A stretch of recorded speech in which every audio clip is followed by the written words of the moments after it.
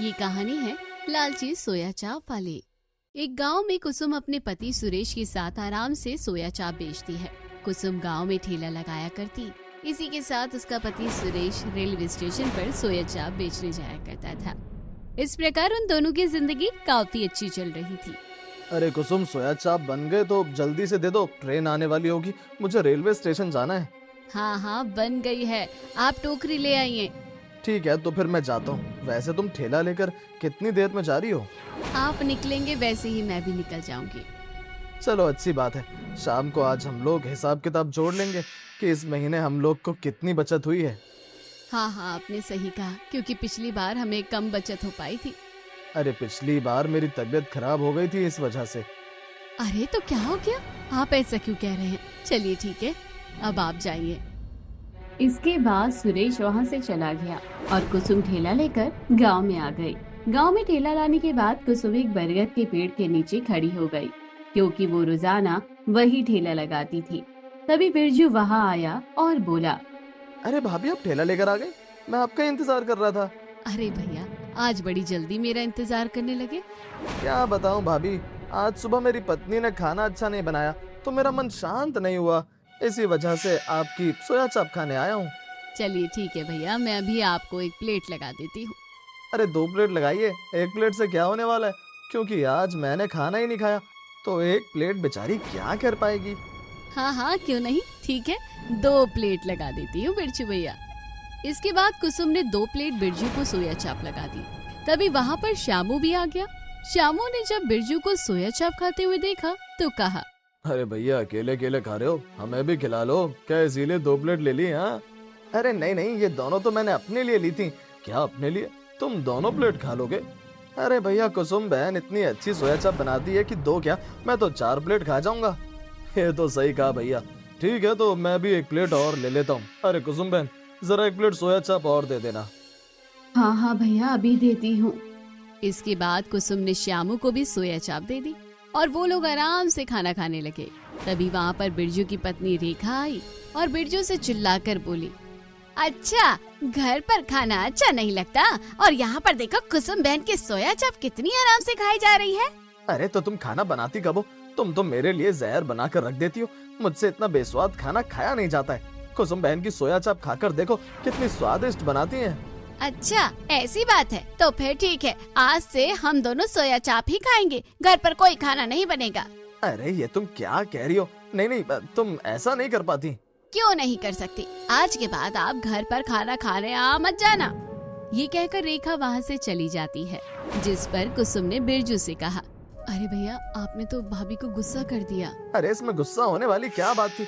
आप ही बताइए, रोजाना लौकी तोरई कौन खाता है? मुझसे तो बिल्कुल नहीं खाई जाती। तो आप बता दीजिए ना, भाभी को वो आपके मनपसंद का खाना बना देगी। अरे बनाना ही तो नहीं आता है। अगर बनाना आता होता तो बात ही क्या थी। चलो कोई नहीं, वैसे भी मैं आपकी सोया चाप रोजाना खा सकता हूँ। ये सुनकर कुसुम काफी खुश। धीरे धीरे समय गुजर रहा था। समय के साथ कुसुम और उसका पति सुरेश मिलकर काम कर रहे थे, पर अचानक से एक दिन सुरेश की तबीयत बहुत ज्यादा खराब हो गई, जिससे कुसुम काफी परेशान हो गई। अजी, अचानक से आपकी तबीयत कैसे खराब हो गई? पता नहीं, इस महीने हम लोगों को काफी अच्छी बचत हुई थी। लगता है वो सारी बचत मेरी दवाई में ही चली गई। आप ऐसा क्यों कह रहे हैं? बस आप किसी तरह ठीक हो जाइए, पैसे तो हम फिर भी कमा लेंगे। पर इतने दिनों में हमें बहुत नुकसान हो जाएगा, क्योंकि तुम देख नहीं रही हो मेरी हालत। ये सुनकर कुसुम काफी ज्यादा हैरान हुई और बोली, आप चिंता मत करिए, मैं अपनी बहन मंजू को बुला लूंगी। वैसे भी उसका पति शहर में रहता है, वो कुछ दिनों के लिए यहाँ पर आ ही जाएगी। वो ठेला संभाल लिया करेगी, मैं रेलवे स्टेशन पर सोया चाप बेचने चली जाया करूँगी। ठीक है, अगर मंजू आने के लिए तैयार हो जाए तो फिर उसे बुला लेना। हाँ, ठीक है, मैं कल ही उसे बुला लूंगी। इसके बाद कुसुम मंजू को बुला लेती है। अगले दिन ही मंजू कुसुम के घर आ जाती है और कुसुम से कहती है, अरे कुसुम बहन, तुमने मुझे कल चिट्ठी भेजी थी, देखो मैं आज ही आ गई। अरे आओ मंजू, ये तो बहुत अच्छी बात है। तुम्हें देखकर बहुत खुशी हुई। तुम तो बिल्कुल भी नहीं बदली, वैसी की वैसी ही हो। अरे बहन, तुम भी कहाँ बदली हो, तुम भी तो वैसी की वैसी ही हो। वैसे जीजा जी की तबीयत कैसी है? उनकी तबीयत ज्यादा अच्छी नहीं है, इसलिए तो तुम्हें बुलाया है, क्योंकि पता नहीं उन्हें ठीक होने में कितना समय लगेगा। दवाई तो मैं लगातार करवा रही हूँ, तो तुम जीजा जी को शहर दिखा दो ना, वहाँ पर अच्छे अच्छे डॉक्टर होते हैं। कह तो तुम बिल्कुल ठीक रही हो, पर सोच रही हूँ कि गांव में ही आराम मिल जाए, क्योंकि शहर में बहुत ज्यादा खर्चा होगा। हाँ बहन, ये तो तुमने सही कहा, शहर में तो बहुत खर्चा आएगा। चलो अच्छी बात है, अब मेरा काम बताओ, मुझे क्या करना है? तुम्हें बस कुछ नहीं करना, तुम मेरा ठेला लेकर गांव में चली जाया करना और सोया चाप बेचना। वहीं मैं तुम्हारे जीजा जी की जगह पर रेलवे स्टेशन पर सोया चाप बेचने जाऊंगी। इससे हम लोगों का गुजारा तभी हो पाएगा। अरे हाँ बहन, क्यों नहीं, ये तो बहुत अच्छी बात है, मुझे कोई दिक्कत नहीं है। तुम परेशान मत होना मंजू, इसके बदले मैं तुम्हें पैसे भी दिया करूंगी। अरे बहन, कहाँ तुमने पैसों की बात कर दी? बहनों में भी कहीं पैसे आते हैं? तुमने तो मुझे पराया कर दिया। अरे नहीं, ऐसी बात नहीं है मंजू, मैं नहीं चाहती कि मैं तुमसे फ्री में काम करवाऊं। हाँ मंजू, तुम्हारी बहन बिल्कुल ठीक कह रही है। तुम उसके बदले पैसे लेते रहना, जैसे मैं ठीक हो जाऊंगा फिर तुम चली जाना। अरे जीजा, आप बिल्कुल भी परेशान मत होइए, मैं आराम से सब कुछ संभालूंगी। ये सुनकर कुसुम काफी ज्यादा खुश हो गई। अगली सुबह कुसुम ने बहुत सारी सोया चाप बनाई और ठेले पर रख दी, जिसे देखकर मंजू हैरान हुई और बोली, अरे इतनी सारी सोया चाप, इतनी क्या बिक जाएगी? अरे हाँ, इतनी ही रोजाना बिकती है, और ये टोकरी मैं रेलवे स्टेशन पर ले जा रही हूँ, इसे मैं बेचूंगी जाकर। ठीक है दीदी, लेकिन मुझे ठेला लगाना कहाँ पर है, मुझे बता तो देती। हाँ क्यों नहीं, चलो मैं तुम्हें बताती हूँ। इसके बाद कुसुम मंजू के साथ ठेले को लेकर बरगद के पेड़ के नीचे आ गई और बोली, यहीं पर तुम्हें रोजाना ठेला लगाना है, ठीक है मंजू? हाँ ठीक है दीदी, अब आप जाइए, आपको भी देर हो रही होगी। हाँ, अब मैं भी जाती हूँ। इसके बाद कुसुम वहाँ से चली गई और मंजू आराम से सोया चाप बेचने लगी। वहीं जब गांव वालों ने कुसुम के ठेले पर दूसरी औरत को देखा तो वो काफी ज्यादा हैरान हुए। अरे भैया, ये तो कुसुम बहन का ठेला है ना? अरे हाँ, ये तो कुसुम बहन का ही ठेला है। इस पर ठेले पर ये कौन है? ये तो मुझे भी नहीं पता, चलो हम दोनों पूछते हैं चलकर। हाँ क्यों नहीं, चलो। इसके बाद बिरजू और श्यामू ठेले पर आए और मंजू से बोले, अरे बहन, ये ठेला तो कुसुम बहन का है ना, तुम उनके ठेले पर क्या कर रही हो? अरे भैया, मैं उनकी बहन हूँ, उनकी जगह पर आज से मैं ही सोया चाप बेचा करूँगी। क्या तुम बेचा करोगी? पर कुसुम बहन को क्या हुआ? उन्हें कुछ नहीं हुआ, बस सुरेश जीजा जी की तबीयत खराब है, जिस वजह से वो रेलवे स्टेशन पर सोया चाप बेचेंगे और मैं यहाँ पर। अच्छा, तो ऐसी बात है, चलो एक एक प्लेट हम लोगों को भी लगा दो। हाँ भैया, मैं भी लगाती हूँ। इसके बाद मंजू ने उन्हें एक एक प्लेट सोया चाप दे दी। वही दूसरी तरफ कुसुम रेलवे स्टेशन पर आई और सोया चाप बेचने लगी। सोया चाप ले लो, सोया चाप, गर्मा गर्म सोया चाप ले लो। कुसुम आराम से रेलवे स्टेशन पर बैठकर सोया चाप बेच रही थी और शाम तक उसकी सारी सोया चाप बिक गई, जिसे देखकर कुसुम ने कहा, चलो ये तो अच्छा हुआ कि मैं यहाँ पर सोया चाप बेचने आ गई। मंजू ने भी सारी सोया चाप को खत्म कर लिया होगा, अब मुझे घर जाना चाहिए। ये कहकर कुसुम घर आई तो उसने देखा मंजू पहले ही आ चुकी थी, जिसे देखकर कुसुम ने कहा, अरे बहन, आज बिक्री कैसी हुई? अरे दीदी, तुम्हारी सोया चाप तो बड़ी ही फेमस है, सारी सोया चाप बिक गई। और क्या बहन, इसी वजह से तो मैंने तुम्हें बुला लिया, वरना हमारा नुकसान हो जाता। हाँ, ये तो आपने बहुत अच्छा किया, वैसे भी एक बहन के काम नहीं आएगी तो कौन आएगा? इसके बाद कुसुम ने सुरेश को दवाई दी और कहा, अब आपकी तबीयत कैसी है? आज तो मेरी तबीयत में सुधार है। चलो अच्छी बात है, कल आप डॉक्टर पर जाकर अपने आप को दिखा लेना। हाँ ठीक है, मैं दिखा लूंगा। धीरे धीरे समय के साथ मंजू के मन में लालच आने लगा, क्योंकि कुसुम की बिक्री देखकर वो काफी ज्यादा हैरान थी। मुझे तो नहीं पता था कि मेरी बहन की इतनी बिक्री हो जाती है। ये तो रोजाना 2-3 हजार कमा रही है, फिर भी कितनी कंजूसी दिखाती रहती है कि बस गुजारा होता है। अगर मुझे इतना मिलने लगे तो मैं अपने पति को बाहर क्यों जाने दूं? मुझे कुछ ना कुछ तो करना पड़ेगा, जिससे मैं भी इससे बचत कर सकूं। और एक दिन जब मंजू ठेले पर बैठी हुई थी, तभी वहाँ पर रेखा आई और बोली, अरे बहन, 2 प्लेट सोया चाप पैक कर दो ना। हाँ बहन, अभी पैक करती हूँ। वैसे तुम कुसुम की बहन हो ना? हाँ, मैं कुसुम की बहन हूँ। ये तो बहुत अच्छी बात है, तुम तो बिल्कुल कुसुम जैसी ही लगती हो। अरे जब उसकी बहन हो तो उसी की जैसी लगूंगी ना। हाँ, ये भी तुमने सही कहा। इसके बाद उसने 2 सोया चाप पैक करके रेखा को पकड़ा दिया और सोया चाप लेकर घर आ गई। घर पर आने के बाद जब उसने सोया चाप को खाया तो थोड़ी वो हैरान हुई और बोली, अरे आज इसका स्वाद बदला बदला क्यों है, और ये सोया चाप की ग्रेवी भी इतनी पतली है, तो समझ नहीं आ रहा। वैसे तो रोजाना सोया चाप की ग्रेवी सही होती थी, चलो कोई नहीं, आज शायद गलती से हो गया होगा। इसके बाद उसने सोया चाप खा ली, पर समय के साथ अब सोया चाप का स्वाद बदलता जा रहा था। ग्रेवी काफी ज्यादा पतली हो गई, जिस वजह से गांव वाले भी थोड़े परेशान हो गए। अरे भैया, जब से कुसुम बहन ने ठेला लगाना छोड़ा है, तब से सोया चाप का स्वाद कितना बदल गया है। हाँ भैया, ये तो तुम सही कह रहे हो। पहले से सोया चाप की ग्रेवी भी कितनी पतली हो गई है। इस तरह तो उनकी बिक्री खराब हो जाएगी। क्या तो तुम बिल्कुल ठीक रहे हो भैया। क्या हमें इस बारे में कुसुम बहन से बात करनी चाहिए? नहीं नहीं, अभी नहीं, सही समय आने दो। शायद कुसुम बहन खुद ही हमारे पास आए। ये तुम क्या कह रहे हो? वो हमारे पास क्यों आएंगी? अरे भैया, मुझे तो ऐसा लगता है कि उनकी बहन जानबूझकर ऐसा कर रही है, क्योंकि कुसुम बहन तो हमेशा से ही सोया चाप कितनी लाजवाब बनाती थी। हाँ हाँ भैया, ये भी तुमने सही कहा। वहीं एक दिन की बात है, मंजू बहुत सारी सोया चाप बचा कर लाई, जिसे देखकर कुसुम काफी हैरान हुई और बोली, अरे मंजू, क्या हुआ? आज सोया चाप नहीं बिकी? नहीं, आज सोया चाप गाँव वालों ने नहीं खरीदी। क्या? पर आखिर क्यों ऐसा? आज से पहले तो कभी भी ऐसा नहीं हुआ।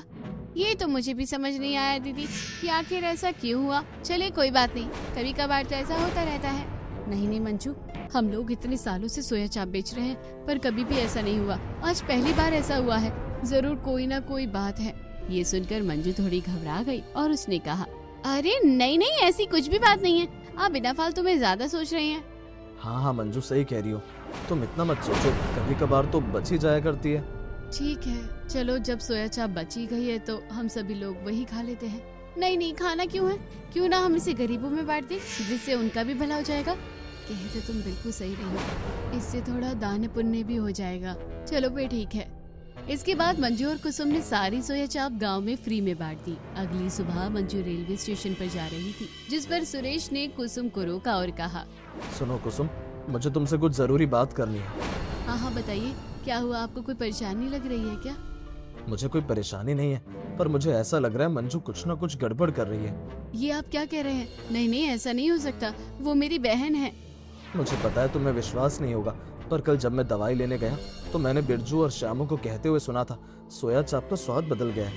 पर ऐसा कैसे हो सकता है? सोया चाप तो मैं ही बनाती हूँ। भले ही तुम बनाती हो, पर उसमें गड़बड़ की जा सकती है, जिससे सोया चाप ज्यादा बनने लगे। ये सुनकर कुसुम काफी ज्यादा हैरान हुई और बोली, अगर ऐसी बात है तो मैं खुद गांव वालों से जाकर पूछूंगी। पर याद रखना, तुम्हारी बहन को तुम पर शक न हो जाए। अगर उसे शक हो गया तो अच्छा नहीं होगा। हाँ, आप चिंता मत कीजिए, उसे बिल्कुल भी शक नहीं होगा। इसके बाद कुसुम वहाँ से चली गई। गांव में आने के बाद उसने देखा मंजू आराम से ठेले पर सोया चाप बेच रही थी, जिसे देखकर उसने कहा, ये तो आराम से सोया चाप बेच रही है, अब कैसे पता करूं कि क्या गड़बड़ है। तभी उसे श्यामू दिखाई दिया। श्यामू को देखकर कुसुम उसके पास गई और बोली, अरे भैया, जरा मेरे साथ तो आना। क्या हुआ बहन? आप यहाँ अचानक से? अरे पहले मेरे साथ तो आओ भैया। इसके बाद कुसुम उसे एक दूसरे पेड़ के नीचे ले आई और बोली, भैया मुझे आपसे कुछ जरूरी बात करनी है। हाँ बताओ, क्या बात है? आप इतनी परेशान क्यों लग रही हैं बहन? एक बात बताओ भैया, सोया चाप में क्या कुछ गड़बड़ हो रही है? देखिए बहन, आप हमेशा से सोया चाप ईमानदारी से बेचती हैं, इसीलिए मैं आपसे झूठ नहीं बोलूंगा, क्योंकि इससे आपका ही नुकसान है। सोया चाप में अब पहले वाली बात नहीं रही है। अच्छा, तो ऐसी बात है। ये कब से होने लगा भैया? जब से आपकी बहन ने ठेला लगाना शुरू किया। शुरुआत में तो सब कुछ सही था, पर धीरे धीरे सोया चाप का स्वाद बदल गया और अब ग्रेवी तो इतनी पतली जैसे पानी हो गई। और जब मैंने उनसे कहा भी तो वो कह देती हैं आप ऐसी बनाती हैं। अच्छा, तो ऐसी बात है। मंजू मेरे बारे में इतना झूठ फैला रही है। आपका बहुत बहुत धन्यवाद, पर आप इस बारे में किसी को मत बताना। अरे नहीं बहन, आप चिंता मत कीजिए, मैं किसी को भी नहीं बताऊंगा। इसके बाद कुसुम वहाँ से चली गई और घर आने के बाद उसने सुरेश को सारी बातें बताई, जिसे सुनकर सुरेश ने कहा, मेरी बात मानो तो तुम रेलवे स्टेशन जाना छोड़ दो और गांव में ठेला लगाओ। वहीं मंजू को वापस भेज दो। मैं नहीं चाहता इस तरह हमारी बिक्री और खराब हो जाए। हाँ, आप बिल्कुल ठीक कह रहे हैं। आज मंजू आएगी तब मैं उससे इस बारे में जरूर बात करूंगी। शाम को मंजू घर पर आई तो उसने देखा कि कुसुम आज पहले आ गई, जिसे देखकर उसने कहा, अरे दीदी, आज आप बहुत जल्दी आ गई। हाँ, आज मैं थोड़ी ही सोया चाप लेकर गई थी, इस वजह से। वैसे मंजू, मुझे तुमसे कुछ बात करनी है। हाँ, बताइए दीदी, क्या बात करनी है? देखो मंजू, अब तुम्हारे जीजा जी की तबीयत ठीक हो चुकी है। मैं तो चाहती हूँ कि अब तुम सोया चाप बेचने मत जाया करो, बल्कि अपने घर चली जाओ, क्योंकि तुम्हारा घर भी तो है। ये सुनकर मंजू काफी ज्यादा परेशान हो गई और बोली, ये आप क्या कह रही हो दीदी? मैं इस तरह सब कुछ छोड़कर कैसे जा सकती हूँ? मतलब मैं कुछ समझी नहीं। जैसे तुम आई थी वैसे ही चली जाओ। और रही पैसों की बात, तो मुझे बताओ तुम्हें कितने पैसे चाहिए? नहीं नहीं, मुझे पैसे नहीं चाहिए, मैं बस आपके साथ काम करना चाहती हूँ। देखो मंजू, तुमने हमारे ऊपर बहुत एहसान किया है, इस वजह से हम और तुम्हारे एहसानों तले दबना नहीं चाहते। और रही बात मेरे पति की, तो अब वो ठीक हो गए हैं, इसलिए तुम चली जाओ। ये सुनकर मंजू काफी परेशान हो गई। उसे इस तरह परेशान हुआ देखकर कुसुम भी थोड़ी परेशान हुई और उसने कहा, कोई बात नहीं, तो मुझसे कहो, क्या तुम्हें कोई दिक्कत है? नहीं नहीं, कोई दिक्कत नहीं है। तो फिर ठीक है, कल सुबह ही तुम चली जाना। पर आप अकेले सब कुछ कैसे संभालेगी? अरे फिर वही बात, मैंने बताया तो, अब तुम्हारे जीजाजी सही हो चुके हैं। ये सुनकर मंजू वहाँ से बिना कुछ कहे चली गई, जिस पर कुसुम ने सुरेश से कहा, आप बिल्कुल ठीक कह रहे थे, मैंने बहुत बड़ी गलती कर दी, पर अब मैं अपनी उस गलती को सुधारूंगी। अगली सुबह मंजू बेमन से उठी और कुसुम से बोली, आपने अच्छी तरह सोच लिया ना दीदी कि मुझे यहाँ से जाना चाहिए? हाँ हाँ बिल्कुल, क्योंकि मैं नहीं चाहती कि तुम मेरी वजह से अपना घर बिगाड़ लो, क्योंकि तुम्हारे घर भी तो सास ससुर हैं। हाँ हाँ, ये तो आपने ठीक कहा है। ठीक है, अच्छा तो मैं चलती हूँ। इसके बाद मंजू वहाँ से चली गई। मंजू के जाने के बाद सुरेश ने कुसुम से कहा, मैंने तुमसे कहा था ना, मंजू के मन में लालच आ गया, पर मुझे तुम्हारी बहन से ऐसी उम्मीद नहीं थी। अजी मुझे भी कहाँ पता था। चलो जो कुछ भी हुआ अच्छा ही हुआ, अब मैं आज खुद सोया चाप लेकर जाऊंगी। हाँ हाँ ठीक है। इसके बाद कुसुम ठेला लेकर वहाँ से चली गई, जिस पर सुरेश अपने आप से कहता है, पर मुझे ऐसा क्यों लग रहा है कि मंजू यहाँ से जाएगी नहीं, देखते हैं क्या होता है। वहीं दूसरी तरफ कुसुम ठेला लेकर उसी बरगद के पेड़ के नीचे आ गई। कुसुम को जब गांव वालों ने देखा तो वो उसके ठेले पर आ गए और बिरजू ने कहा, अरे बहन, तुम फिर से ठेला लेकर वापस आ गई? हाँ हाँ, क्योंकि मेरी बहन चली गई है, इसी वजह से। चलो ये तो बड़ा अच्छा हुआ। जल्दी से मुझे एक सोया चाप की प्लेट दे दो, क्योंकि तुम्हारे हाथों की सोया चाप खाए बड़े दिन हो गए हैं। हाँ हाँ भैया, अभी देती हूँ। इसके बाद कुसुम ने सभी को सोया चाप दी। उस दिन कुसुम की सारी सोया चाप बिक गई, जिसे देखकर कुसुम ने कहा, इसका मतलब मंजू ही गड़बड़ कर रही थी, मुझे उससे ऐसी उम्मीद नहीं थी। मेरी बहन होने के बाद भी उसकी नीयत में खोट आ गई।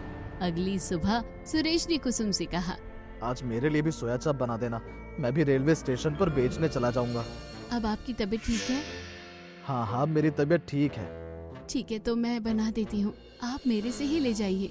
इसके बाद सुरेश भी सोया चाप लेकर वहाँ से चला गया और कुसुम ठेला लेकर गांव में आ गई, तो उसकी आंखें फटी की फटी रह गई, क्योंकि वहाँ पर पहले से ही मंजू ठेला लेकर खड़ी हुई थी, जिसे देखकर कुसुम ने कहा, अरे ये क्या, ये तो मंजू है, पर ये ठेला लेकर कुछ समझ नहीं आ रहा, मुझे उसके पास जाना चाहिए।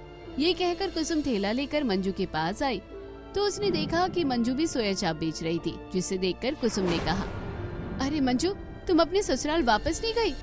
अरे हाँ हाँ दीदी, वापस आ गई थी, पर मेरे सास ससुर ने वापस भेज दिया। उन्होंने कहा है कि मैं खुद सोया चाप बनाकर बेचा करूँ। क्या, सोया चाप बनाकर? पर तुम्हें तो बनाना आता ही नहीं, तो बनाओगी कैसे? अरे दीदी, मैंने आपको बनाते हुए देख लिया था ना, इस वजह से। पर ये जगह तो मेरी है, तुम दूसरी जगह खड़ी हो जाओ। नहीं दीदी, मुझे यही जगह अच्छी लगी, मैं यहीं पर बेचूंगी। पर ये बात क्या है मंजू, यहाँ पर तो मैं ठेला लगाती हूँ। अरे दीदी, आप कहीं और देख लीजिए, और वैसे भी आप मेरी बड़ी बहन है, मेरे ऊपर इतना बड़ा एहसान कर ही सकती है ना, क्योंकि मैंने भी तो आपके ऊपर एहसान किया है। मंजू की ऐसी बातें सुनकर कुसुम काफी हैरान हो जाती है, क्योंकि उसे मंजू से ऐसी उम्मीद बिल्कुल भी नहीं थी, और उसने कहा, ठीक है बहन, जैसा तुम्हें अच्छा लगे। इसके बाद कुसुम ठीक उसके सामने ठेला लेकर खड़ी हो जाती है। वहीं मंजू काफी ज्यादा खुश थी और बोली, आज तो सभी मेरे ठेले पर ही आएंगे, क्योंकि मैं इतनी सस्ती सोया चाप बेच रही हूँ। वहीं गांव वालों ने जब दो सोया चाप के ठेलों को देखा तो वो काफी ज्यादा हैरान हो गए। अरे ये क्या चक्कर है, ये गांव में दो सोया चाप के ठेले, कुछ समझ नहीं आ रहा। पहले तो कुसुम बहन ही ठेला लगाया करती थी।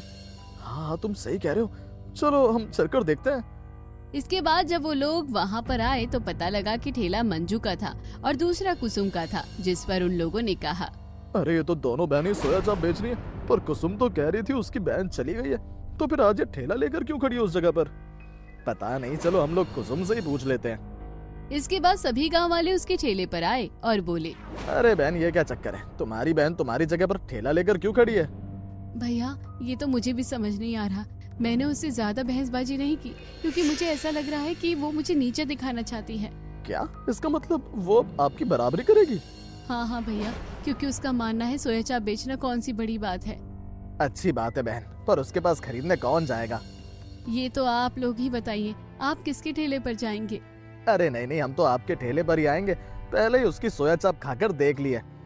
हाँ बहन, तुम तो मुझे 1 प्लेट लगा दो। इसके बाद सभी गांव वाले कुसुम के ठेले पर ही सोया चाप खाने लगे, जिसे देखकर मंजू काफी ज्यादा हैरान हुई। अरे नहीं, सभी लोग तो दीदी के ठेले पर ही जा रहे हैं, इस तरह तो मैं बिल्कुल भी बिक्री नहीं कर पाऊंगी, मुझे कुछ करना ही पड़ेगा। उस दिन मंजू के ठेले पर कोई नहीं आया, जिस वजह से मंजू काफी परेशान हुई। अरे नहीं, पहले दिन ही मेरा बहुत बड़ा नुकसान हो गया, मैं दीदी से इतनी जल्दी हार नहीं मानूंगी, मैं अपनी सोया चाप की जगह बनाकर ही रहूंगी। ये कहकर मंजू वहाँ से चली गई, जिस पर कुसुम ने कहा, अभी भी समय है मंजू, संभल जाओ, वरना कहीं ऐसा ना हो कि तुम बुरी तरह हार जाओ। इसके बाद कुसुम घर आई। कुसुम को उदास देखकर सुरेश ने कहा, क्या हुआ, आज तुम्हारी सोया चाप नहीं बिकी? अजी वो बात नहीं है, आज कुछ ऐसा हुआ जिसकी मैंने कल्पना भी नहीं की थी। ऐसा भी क्या हो गया, मुझे तो बताओ। इसके बाद कुसुम ने सुरेश को सारी बात बताई, जिसे सुनकर सुरेश भी हैरान हुआ। ये तुम क्या कह रही हो कुसुम, भला मंजू हमारे साथ ऐसा कैसे कर सकती है? यही तो मुझे समझ नहीं आ रहा कि वो इतनी लालची होगी कि अब अपनी बहन के पैरों पर ही कुल्हाड़ी मारने चली। तुमने कोई रास्ता निकाला है क्या? रास्ता क्या निकाला है, सभी गांव वाले मेरे ठेले पर ही आ रहे हैं, क्योंकि मंजू की सोया चाप किसी को भी पसंद नहीं आती। ये तो तुमने बिल्कुल ठीक कहा, तुम्हारे हाथ का स्वाद भला मंजू के हाथ में कहाँ मिलेगा। तुम परेशान मत हो, वो कुछ दिनों बाद खुद ही चली जाएगी। इसी बात का तो डर है, अगर वो गई नहीं तो वो और कुछ कांड कर देगी। नहीं नहीं, तुम बिना फालतू में ज्यादा मत सोचो, ऐसा कुछ भी नहीं होगा। धीरे धीरे समय के साथ मंजू की बिक्री बहुत ही हल्की हो रही थी। वहीं कुसुम का ठेला बहुत अच्छा चलता था, जिस पर मंजू काफी ज्यादा परेशान रहती थी। इस तरह तो मैं बर्बाद हो जाऊंगी, मैं इस तरह सोया चाप कैसे बेचूं?